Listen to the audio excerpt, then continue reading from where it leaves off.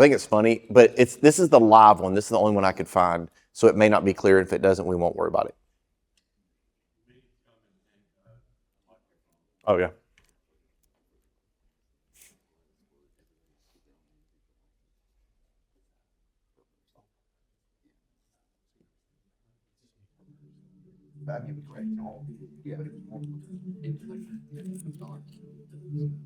Hey there, Delilah, this is your ex-boyfriend, Samson. I thought I was Samson. I think it was... No, we talked about this. Hey there, Delilah, this is your ex-boyfriend, Samson. And I know you thought that lifting weights made me so buff and handsome. You were wrong.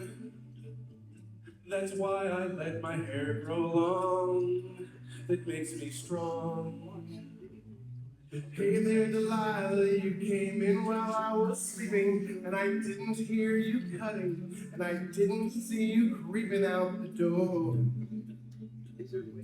You left my hair piled on the floor while I just snored. Oh, what you do to me, oh, while I was asleep. Oh, I'm a Nazarene, but you shake me clean. Delilah, you're so mean. I killed a lion big and mean, and slaughtered many Philistines. Oh, with a donkey's jawbone, and that's no lie.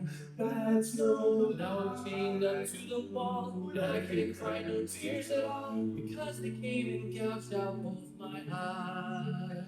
Wow, that's gross. Would be sick. I mean, it's in the Bible, so it's... Why'd you grab your clipping shears, shave my head like Britney Spears? Now I'm standing here, total shame. You're to blame. Can I listen to the sign? Okay, now you can. Please? Who's gonna sing bass? You.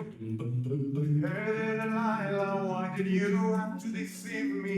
And it's hard for me to think. Long ago, I wanted you to be my bride, but you took too much of the side. Hey, Delilah, when you die, tell the devil I said hi. He'll know I. Oh, what you do to me. Oh, now I'm a creep. Oh, I've been so weak. Oh, and I look like a freak. Delilah, you're a That's good. All right, that's it. That really had nothing to do with the lesson. I just thought it'd be fun. All right, so just a little bit of a quick review of what we talked about. And by the way, I realize some of you don't maybe get the joke about you shaving me clean like Britney Spears, because there was a time where she did that. But anyway, just to kind of review what we talked about from last time, one of the things that I shared with you is that Samson had the Spirit of the Lord on him. He was shaped for service. And one of the things I was also thinking about, there's a guy in the Bible that's also similar to that, Saul. That the Lord was with him. The Lord had, come to him, and the Spirit of the Lord was with him. But he also didn't really use the height, right? The stature that he had in that land to lead well. And so we better appreciate the gifts that we are given when we understand and have a relationship with the one that gives it. And so that's kind of the big idea that we've been focusing on, because every single one of us have been given a gift by God, a way for us to serve. But our ability to understand how to properly use that gift and navigate what that gift can do is directly connected to our own relationship with God. And so danger happens when you let what happened to Samson, and it's this: you start praising and focusing on the gifts themselves more than the one that gave it. And I know this is not like the best example of this, but one of the ones that I think about was the summer before my senior year. I loved basketball. That was my favorite sport. And so I decided to devote like the whole summer to getting really, really good at basketball, okay? And by the way, I'm not using this as an example to say that God punished me, but I was not the best at basketball, but I was at a small school. I was like, well, I got a chance to do something, there. So I worked really hard. I went to all these camps and all these things. And part of it, though, my relationship with God suffered that summer because I was choosing to go to that more than a lot of other spiritual things and youth things and all that kind of stuff. Long story short, I'll never forget the very first game of my senior year. I go to try to save a basketball, brought it in bounds, put my hand up, and it hit the wall. This bone on the top of my hand popped up, and I missed most of my senior year. And I was like, well, now what do I have? But the reality was, I'm never going to make it to the NBA anyway. So, but the reality, well, Andrew, thank you. That was, no, not maybe, but that's very kind of you. But anyway, I invested so much in that. Then when that was gone, I look back and say, well, what do I have to show for it, right? And I think that to some degree we do that in different ways, in different levels. And so, again, these were the attitudes that he struggled with. We're going to see it taken to a whole nother level. And so the text is this is where we come back to. His father went down to the woman, and Samson prepared a feast, right? That was that Mishnah. That's where we kind of left off, as young men used to do. And as soon as the people saw him, they brought 30 companions to be with him. All right, this is where things start to get bad. It goes from worse to even worse now. He brings these 30 guys, and Samson said, hey, I want to do this. I want to give you guys a riddle. If you can tell me what it is within 7 days of the feast and find it out, then I will give you 30 linen garments and 30 changes of clothes. But if you cannot tell me what it is, then you will give me 30 linen garments and 30 changes of clothes. And you can already tell he's drunk because that's a terrible bet. Because if you kind of think about it, each one of them only has to come up with one garment. He's got to come up with 30. Like, that doesn't. But anyway, so he makes a very poor decision. And notice they're not asking for this riddle. He's kind of volunteering it. Here's why I mentioned that. This is showing pride, okay? This is showing, hey, I'm going to kind of show what I can do here. And, one of the things we talked about yesterday, we're not going to read this text, but it is a reminder about our own relationships, even as men. We talked about this last section, that, you and I are the sum total of probably like the 5 people or groups of people that we spend our time with. Like one of the quotes I've heard is, if you show me your friends, I can show you your future. And it really is true. And so like a lot of times we talk about the future as if it's mysterious, like, man, I wonder what I'm going to be, or I wonder what, well, it's really not that mysterious. Who are you around? Because future you is just an exaggerated version of current you, that the people that you're around, the choices that you're making, that's what you're eventually going to be in the future. And so he told him, he's like, all right, here's the riddle. Out of the eater, something to eat. Out of the strong, something sweet. For 3 days, they could not give an answer. On the 4th day, they said to Samson's wife, hey, go coax your husband in explaining this riddle, for us, or we will burn you and your father's household to death. Did you invite us here to steal our property? Okay, this is all messed up. Okay, so now they're going to his wife like, hey, can you kind of help us to kind of figure out this riddle? We don't want to have to come up with one outfit. All right, and so what was the riddle about? What was the answer to it? The lion, right? And so now he's like taunting the what he had done before, and it kind of like becomes something funny for him. And so, if you can't get your man to tell you what it is, you just cry, right? And so that's what she does here. It says, and Samson's wife wept, and she's like, you only hate me, you do not love me. Like, whoa, what in the world? You put a riddle to my people, and you have not told me what it is. And this kind of tells you a lot about her and their relationship. You know what she could have just said? It's like, hey, there's these guys trying to get me to do this, and they said they're gonna, and the Spirit of the Lord is on you, right? That maybe you can use that for good. Like, that was not even considered for her, right? It's like oh, what a tangled web you weave when you first practice to deceive. The idea that one deception is now leading to another deception and another deception. And he said, behold, I have not told my father nor my mother. Shall I tell you? She wept even more. 7 days that their feast lasted. On the seventh day, he told her because she pressed him so hard. Basically, she was getting on his nerves. Like, fine, okay, I'll just tell you. Then she told the riddle to her people. And the men of the city said on the seventh day before the sun went down, what is sweeter than honey? What is stronger than a lion? And he said, if you had not plowed with my heifer, okay, you would not have found that riddle. I don't say necessarily that you use that phrase, were you plowing my heifer? But evidently, if you tear apart young goats, you might use that terminology. All right, so here's the major thing that you see from him was this danger of being an emotionally driven person. Emotions, I want to be very clear, they are not the enemy. God gave us emotions. But there is a difference, and I referenced this yesterday in another part of the lesson. There's a difference in being emotionless and emotion-led.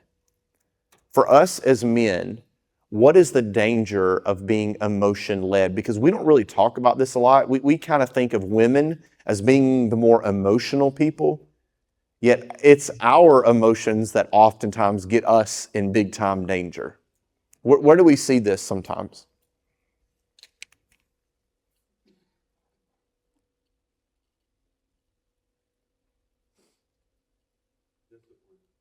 Okay. Yeah. Okay. Okay. Oh, yeah, that is a good one. All right. Any other thoughts? Why is this so dangerous, maybe, to be emotion-led? Fights, drag races off traffic lights. Yeah.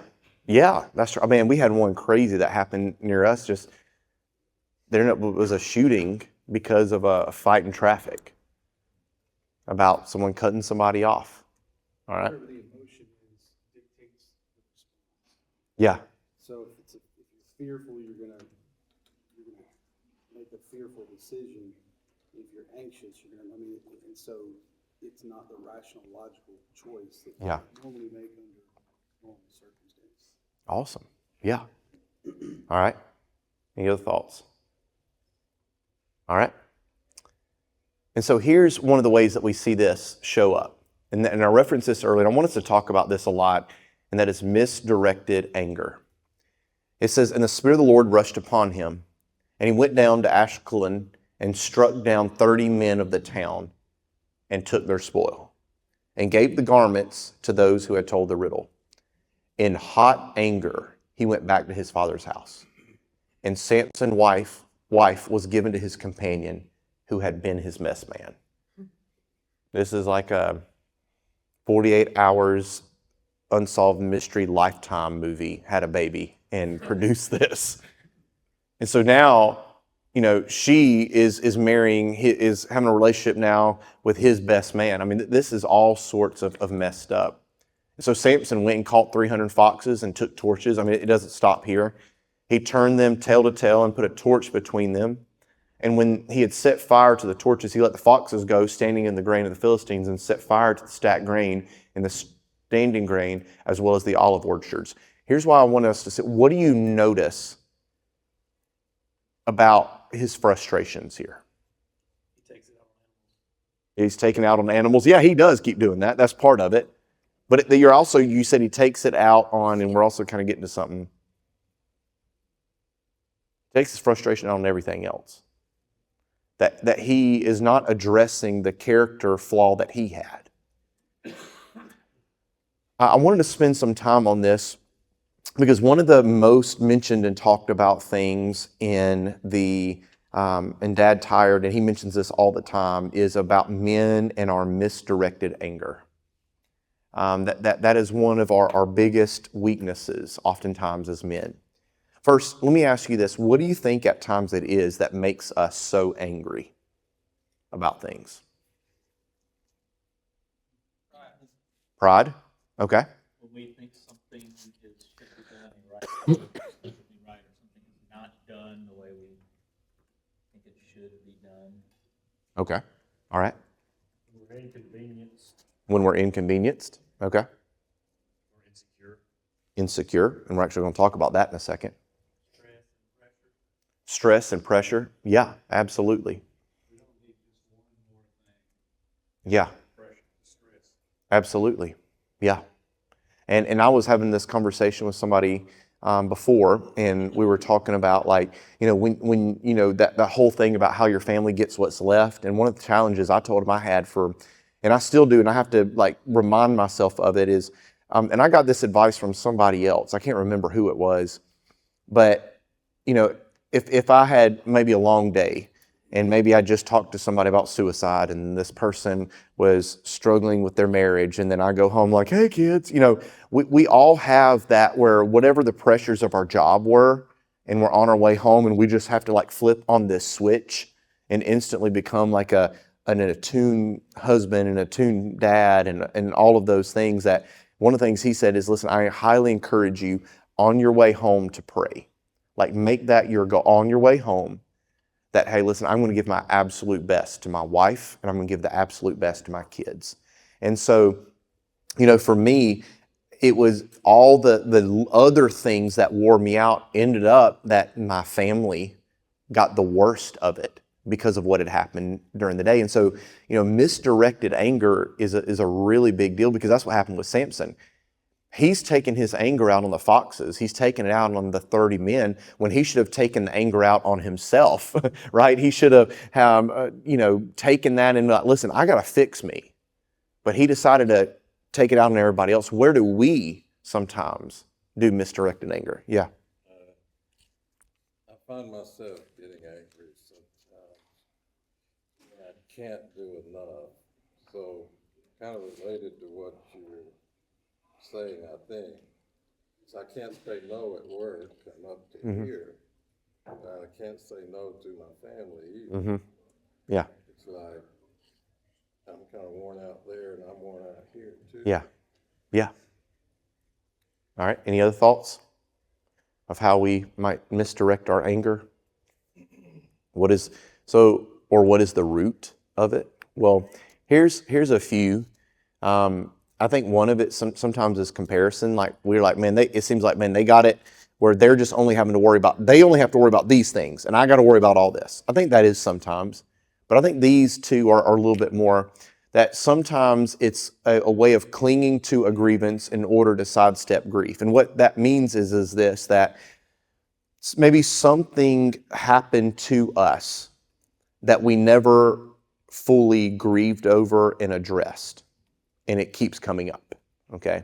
It's kind of like if someone has a loss, one of the worst things that they can do is not grieve and actually mourn that loss. And in fact, the people that kind of just sweep it under the rug and not try to fully address the loss that they've had and to mourn over that loss, it kind of keeps showing up in different ways. And the same thing for us. Like, whatever it is in our life, that maybe that there was something done to us, something that maybe we did, but we didn't truly grieve over it like we should.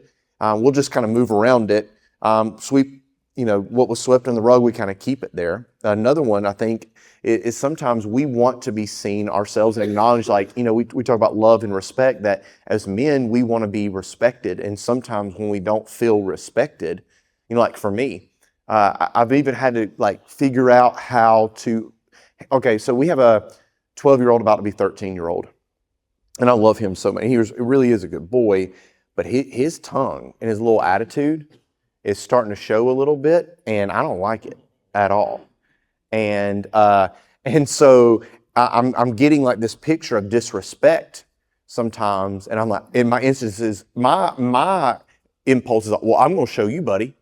And so I'm having to learn to calm myself down, to not jump, but also I have to let him know that there is a repercussion. So how do I, draw that line and that balance between, I want him to understand that disrespect is so serious, but also I don't want him to act like I'm acting with his kid too.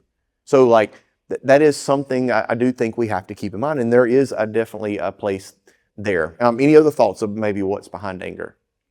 Sometimes our anger. Biologically speaking, you're more likely to be angry when your energy is low, right? Your body needs a certain amount of energy to operate. And so during the day, if you go to work you're using that energy that you have to take care of your body, but also to do your job. Then when you get home, it's like sometimes you need time to transition or replenish your energy so you're more present and more available, and you actually have more tools and resources available to you to be able to think through from different perspectives. Whereas if you don't have, if you're not taking good care of your body, if you don't have that energy resource available Yeah. to you, you actually have less capacity for using, more tools. And so you become more laser focused. There's only one way Yeah. to think about it, and you see things through a lens of threat Yeah.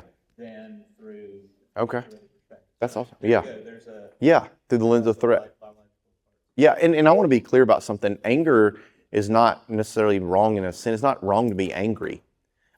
It's a natural biochemical response. Jesus was angry about stuff.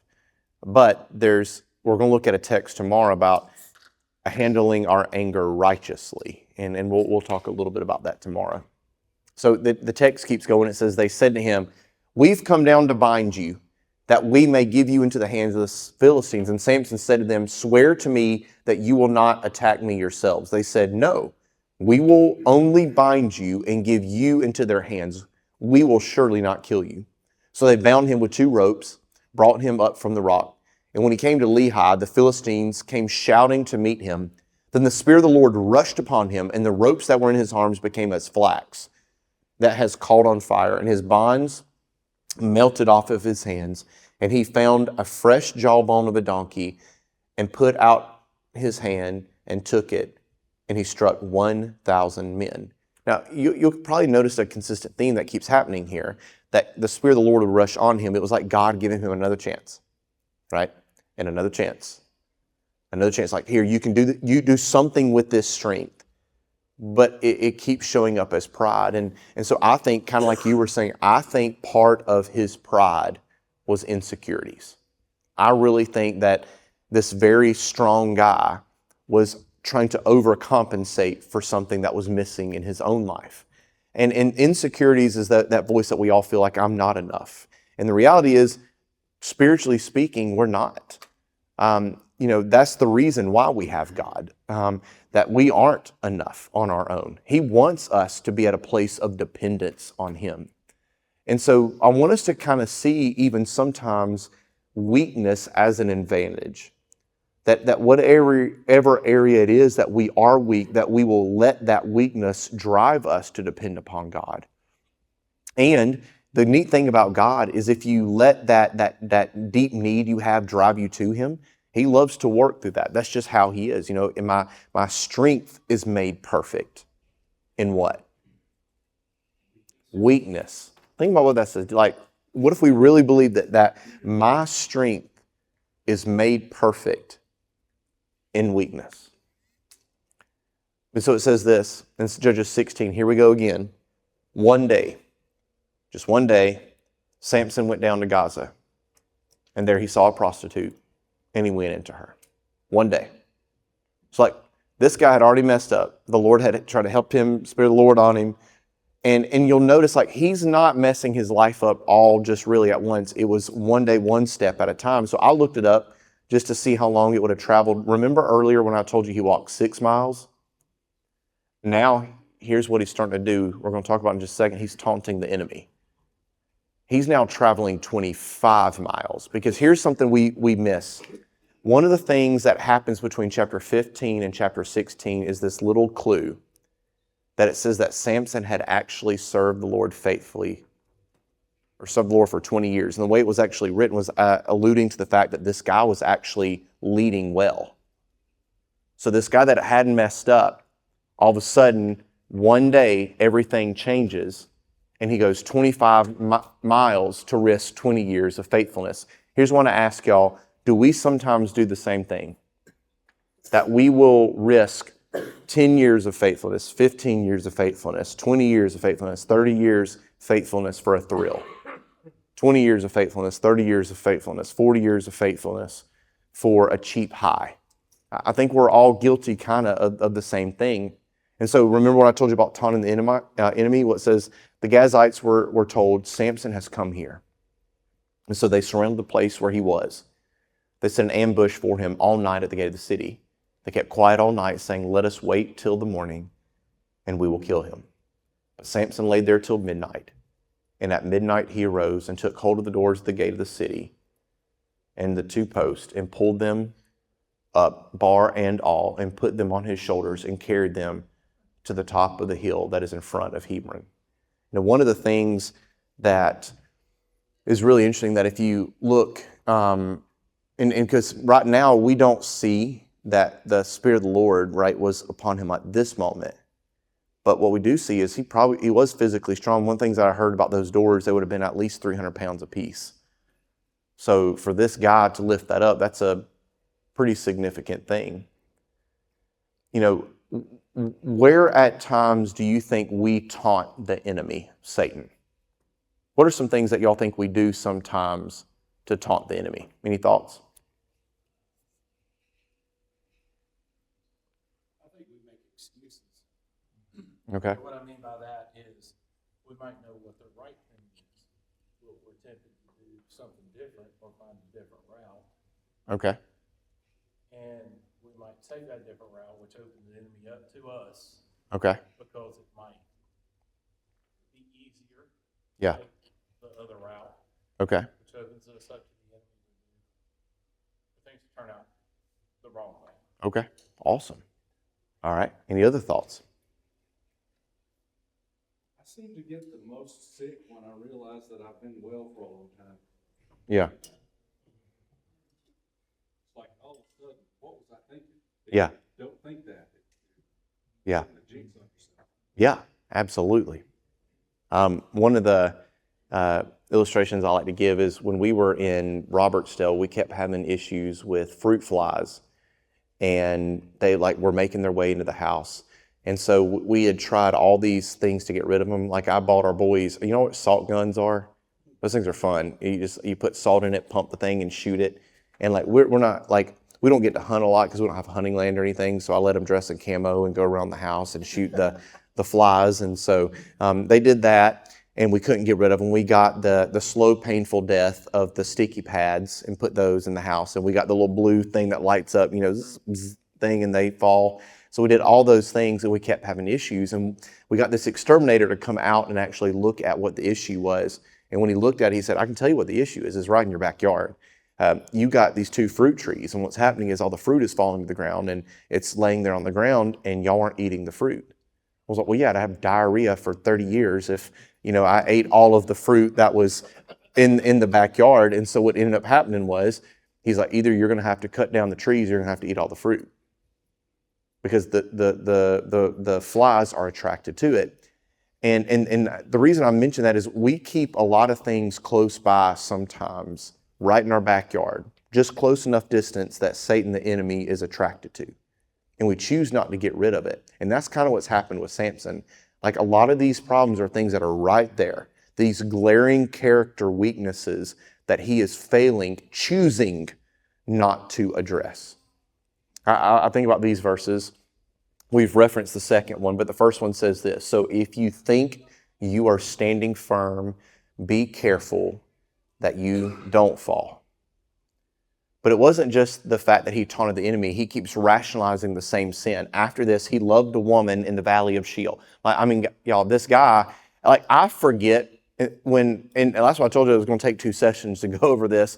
I forget how much is going on in this narrative. That he went to the valley of Sorek, whose name was Delilah. And the lords of the Philistines came to her and said, to seduce him and see where his strength lies, and by what means we may overpower him, that we can bind him to bundle him, and we will give you 1,100 pieces of silver. So Delilah said to Samson, "Please tell me where your great strength lies, and how you might be bound, that one could subdue you." And so here's what's interesting. This guy had all these strengths, right? He could kill a lion. He could tear apart a young goat. Oh, that's what it was. The door was 700 pounds that I looked up.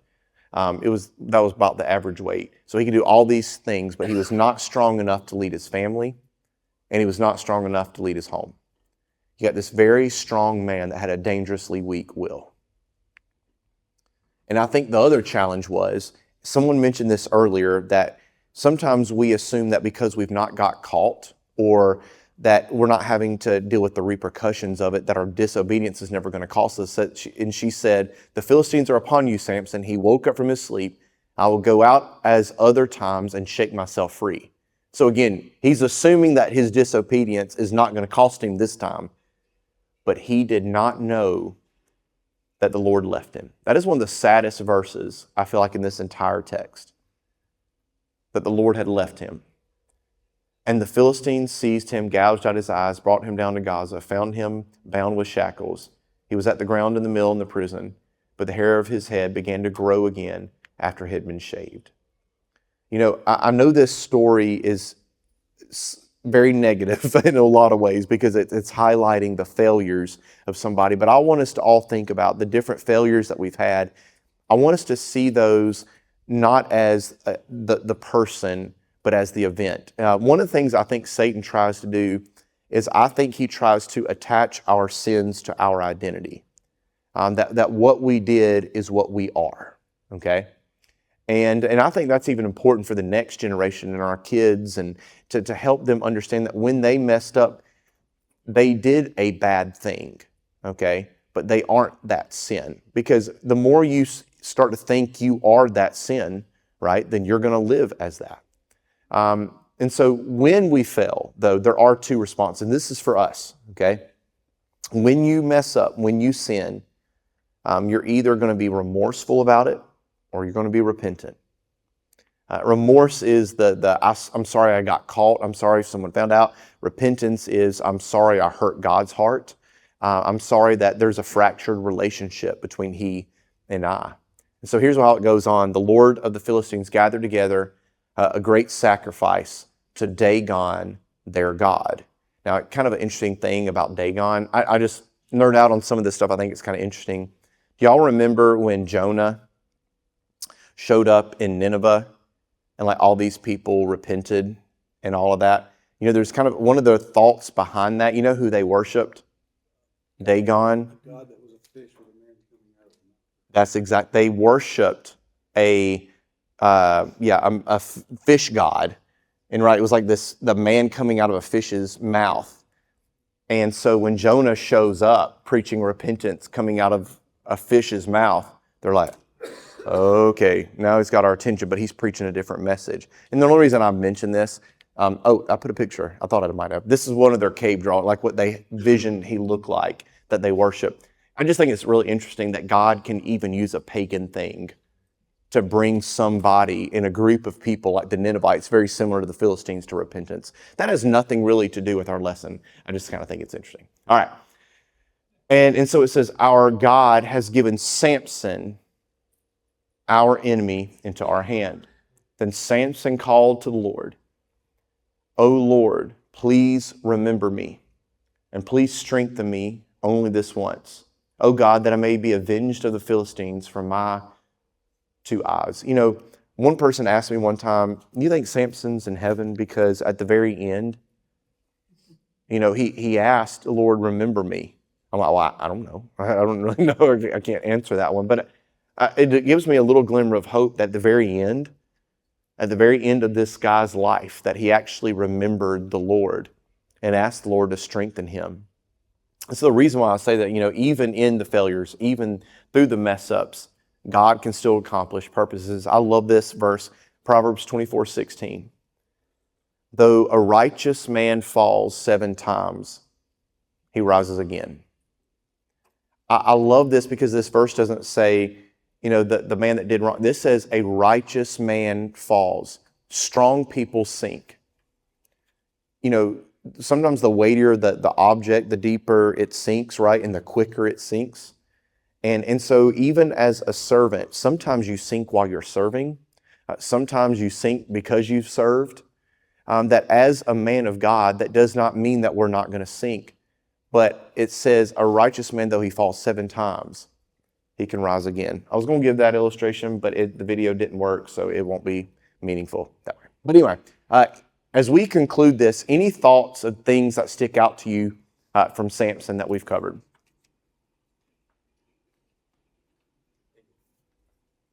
whether it be the strongest, arguably the strongest man in the world, Yeah.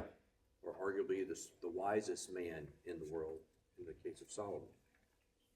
Both of those men only had their greatness, their relative secular greatness, because of God. Yeah. So no matter what we think we have, if we don't have God, you don't have it. Yeah. Absolutely. Anybody else? Any other thoughts, takeaways from Samson that kind of stuck out to you? This isn't Samson specific, but, you know, one thing first, interesting that verse on the screen doesn't say, though a formerly righteous man falls 7 times. Yeah. I mean, he still kept that righteousness even on fall number 7. That's right. Which is Oh, that's true. Yeah. wonderful to think about. Yeah. The other thing you mentioned, you and I both have a mutual friend who went through some struggles in his own marriage and came to me, a very wonderful, penitent place where he confessed his sins and truly, I think, did the 180-degree change that was required of him, frankly, to be reconciled with God and with his wife and with his family and with his friends. And I remember he told me one time that somebody gave him the advice, I guess, that you're going to pray about what you did 100 times. You're going to pray about it multiple times every day for multiple days. But you serve a God who, the second time you ask for forgiveness, isn't even going to know what you're talking about. Because when you ask for that forgiveness that first time, Yeah. that's it. And you know, you went back, you had a screen a few slides before that was, sin is not a person, but it is an event. Boy, I sure do hope that applies to me in that instance, certainly with my relationship between me and God. But I need to do a better job of making sure that also applies to other people. Mm-hmm. And, Yeah. and knowing that, you know, we've all sinned and fallen short, but so often we kind of have a longer memory than we should on folks like that. Again, Yeah. not very Samson specific, but something I thought about when that slide came. Absolutely. Absolutely. That was awesome. Mitchell? So going back to what you were talking about with Israel's cycle, Yeah. and you had idolatry, enslavement, repentance, deliverance, and fellowship. You know, you can see towards the end of Samson's life, he stayed in that idolatry and enslavement. Yeah. He was not completing that circle Yeah. that we see. And it's neat when you're talking about David and his friends. His friends were the ones that were bringing him and saying, hey, you need to get back to repentance, Yeah. deliverance, and fellowship, you know? Yeah. And so that's just powerful to me to kind of look at how we need those people in our life. I mean, we need to be studying God's word. We also need those people who are going to hold us accountable, Mm-hmm. so that we can look at our life, and it may be like David's, where we're just constantly messing up, but then coming back. And, Yeah. and the important thing is to have somebody that's going to pull you all the way back through that circle and not Yeah. get stuck in that idolatry and enslavement. Absolutely. Absolutely. Yeah. Yeah, going back to grief and anger, I heard once that grief is love that has no place to go. And I think that when you have a relationship with God, you always have a place for that love to go. Uh-huh. However, if you do not, then I could see that love quickly doing a 180 and coming to the opposite, which is anger, is the frustration of not knowing where or how to direct that love. Yeah. So it's definitely important to have that relationship so that you always have that outlet for love so that it doesn't become anger. Absolutely. Awesome. Yeah. I think something in this story with Samson that gets highlighted for me is going back to where the energy when we get angry goes and how we're using that. Because as we see with him, like, the thing that's highlighted to me is I turned to JL and said, that's a lot of work, like with the foxes. Dude goes out, he's so angry, goes and catches 300 foxes. And then lights their tails on fire and does all that. But like, that's pointed in the wrong direction, right? Like if you have enough energy to go do that, and that wasn't Lord providing. Yeah, that's true. in that Yeah. case, right? So like you got to think about like when we get angry with our spouse or whatever, how are we because we know that the energy's there because we push it out on everybody. So what are we doing with it? Are we, directing that in the right way? Yeah, we have, like you're saying, that's a good point. We have the energy to do it. We're just using it for all the wrong things. Awesome. All right. Anybody else? I think another thing for us is, I have a 22-year-old daughter and an 11-year-old son. And I've recently changed the way I say things. I'm talking about him getting smart and sassy mouth. And we did that today with Kelly, with his mom. Instead of saying, boy, don't talk to your mama like that, I've changed, boy, don't talk to my wife like that. Yeah. And so I look at this story of Samson and how I approach anger, I'm stressed, I'm a problem solver. I manage 2 medical clinics and I'm putting out fires all day. Last thing I want to do when I come home is make decisions. Yeah. But what does my son see me do? Mm-hmm.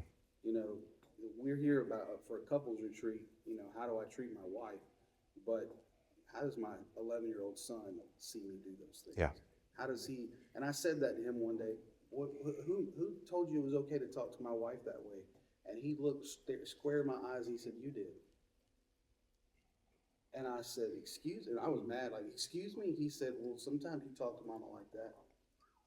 Yeah. Ouch. Wow. Ouch. One of the things I think about too is when we do, when we lose it or make a poor example of ourselves, is confessing our sins even to our kids, saying, hey, listen, Dad, what I did earlier, I'm so sorry. That was not right. And for them to see you being repentant, I think is a really big deal too. Any other thoughts? Andrew, I was thinking about Ephesians 2:20, which says, husbands, love your wives as your own body. And this past week, had a lot coming at me, working out at Maxwell, and I was having a lot of angry moments throughout the day. And when I was speaking to Ermi, I could hear my voice projecting on her, but I wasn't blaming her, but the challenges and the anger and the I just want to punch something conversation coming over the phone to her. And when I hung up, I thought, you idiot, you just made her feel crappy because now you're angry and she's probably at home wondering, how can I help him? Yeah. So I went home and asked her for forgiveness. Yeah. Because I didn't know how. Yeah. Yeah. Yeah. Honestly, to me, I think of Psalm 66, 18 through 20 in particular. The psalmist is talking about, if I had cherished sin in my heart, the Lord would not have listened, but God has surely listened and has heard my prayer. Praise be to him who has not rejected my prayer or withheld his love from me. And that one just hits hard because it's just a reminder that failure is not the end, and there's always a chance to get back up. That's right. Awesome. I Ed? was going to say how much I appreciate putting this into, Samson's emotions getting the better of him, having absolutely no control of them. I know you talked about that a little bit more before dinner. I grew up in a household where the primary male role model was a regular, daily temper tantrum. I think the good news, the really good news, and I'm not great at this or certainly perfect at it. I know many other people in here know that, but God gives us every opportunity through His Word and prayer, and the people around us that we see that have a better way of learning how to subordinate their emotions to His will. Yeah. And it's okay to be frustrated. It's okay to be angry, but there's no justification for acting on those things. Mm-hmm. That's sort of being selfish. And I just think for me, especially with where I was as a kid, that my life has been a journey of trying trying to get closer and closer and closer to a bullseye of disassociating my behavior from my emotion. Yeah. And that is a tough thing, just, what your dad did or what, her mom did, whatever, is feeling like we're going to, just because that's who they were, that's who we're going to be, is also a challenge. That gets kind of to that's the event person. That's why I love Josiah too much. He broke, through God, 2 cycles of unfaithfulness. And, that's the beauty of what Christ can do, is cycles of sin, for generational sins, can be broken.